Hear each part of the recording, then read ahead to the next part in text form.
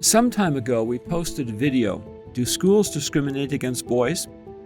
That video empirically demonstrated that in many institutions, boys have been subjected to negative discrimination in course assessments, placing them at a disadvantage in competing for university entrance and scholarships.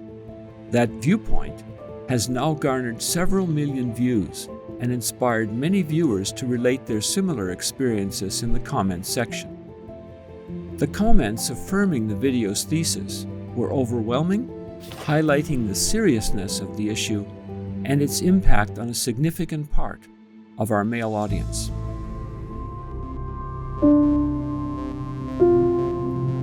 The anti-male bias in education is not improving, but accelerating, and now involves post-secondary institutions, some of them prestigious. In fact, it's not just anti-male, but anti-analytical, anti-knowledge, and anti-free thought. The well-known Canadian professor and commentator Jordan Peterson recently exposed the appalling rate of growth of discriminatory practice in Canadian and American universities. One of the reasons he recently resigned from his professorship at the University of Toronto. In an interview with the National Post, January 19, 2022, Peterson voiced the reasons why he felt it essential to quit the job he loved. The rationale for his departure reflects the deplorable anti-intellectualism of the social justice activists to whom venerable institutions have meekly surrendered management. Peterson cites something he refers to as DIE as one of the key factors which prompted his resignation. He states, "First, my qualified and supremely trained heterosexual white male graduate students, and I've had many others by the way, face a negligible chance of being offered university research positions despite stellar scientific dossiers. This is partly because of diversity, inclusivity, and equity mandates, my preferred acronym, DIE. These have been imposed universally in academia, despite the fact that the university hiring committees had already done everything reasonable for all the years of my career, and then some, to ensure that no qualified minority candidates were ever overlooked." Peterson's experience and observations revealed a deliberate application of an affirmative action plan that puts significant barriers in front of highly qualified white male applicants. His second reason is the setting of diversity targets, representing a large range of identifiable minorities when there are not enough qualified minority applicants available, resulting in a diminishment of quality and direction of university research. This has very negative academic, economic, and industrial implications downstream.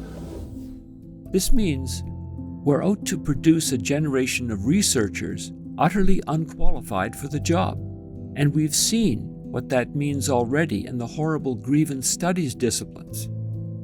That, combined with the death of objective testing, has compromised the university so badly that it can hardly be overstated.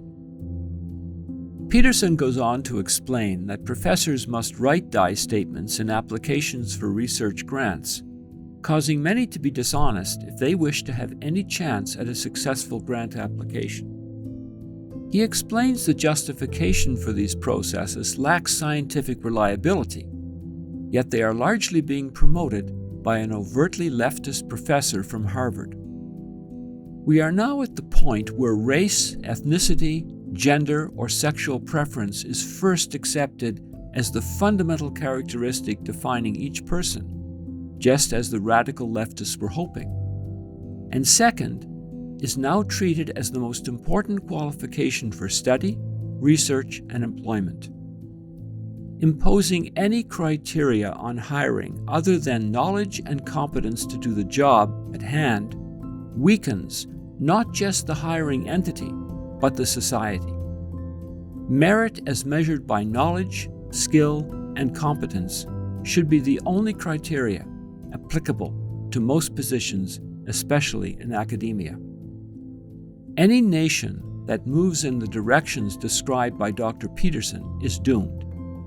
he's likely quite right to be very fearful of the future of this land. It is interesting, however, that about 2,700 years ago, a visionary made a prediction about the nations that now occupy parts of Western Europe and North America. The source of this comment is often dismissed and scorned today, but it has a ring of reality about it when you think of it. My people are destroyed for lack of knowledge. Such situations would have been thought impossible a few decades ago. One might wonder how someone could have foreseen the situation in which we now find ourselves. If that ancient biblical text was accurate about this, what else might it have to say about our future?